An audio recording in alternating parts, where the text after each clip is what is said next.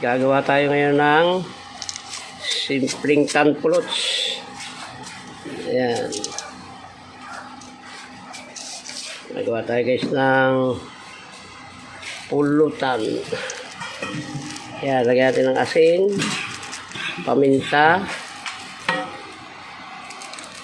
leche,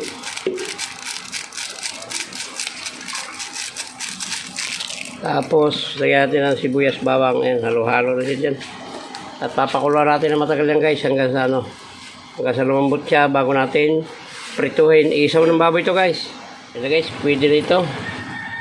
Pwede nito. Pangit naman dito yung masyadong malambot, hindi siya lumulutong. Dapat yung tamang-tama lang yung luto. Ayan guys, gagayatin na natin. Hindi ko na siguro pakita sa inyo yung pagkayat ito, pero may alam na rin yung gayatin. Mamaya na lang po pagka piniprito na. Tayong magprito. Ano ito guys, iprito lang natin ng malutong yan.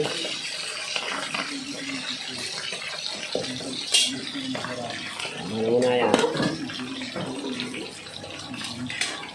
Yan lang natin ang kaunti ang apoy para hindi masunog. Ang unang hango. Ayan o, ang ganda. Sakto lang kasi yung lambot niya, kaya ang ganda ng yari niya. Oh. Iyan o. Bukulo-kulo pa yan.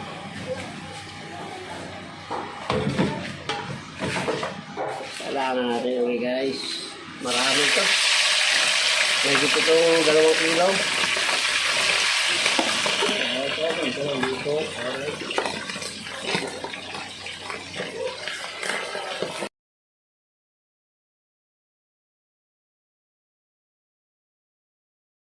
Pagdalawa natin isa lang. Ganda yung luto.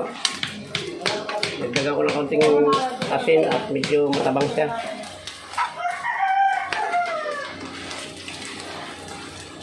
Ayan o.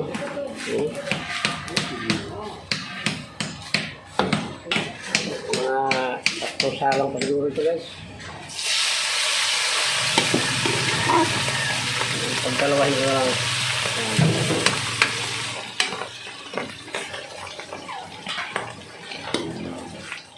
Ayan guys, ang ating 3 salang.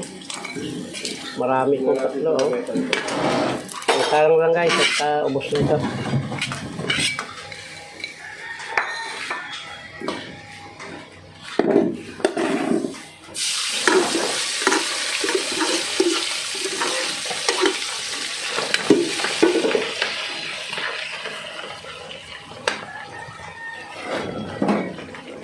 Hangunin natin yung ating last salang.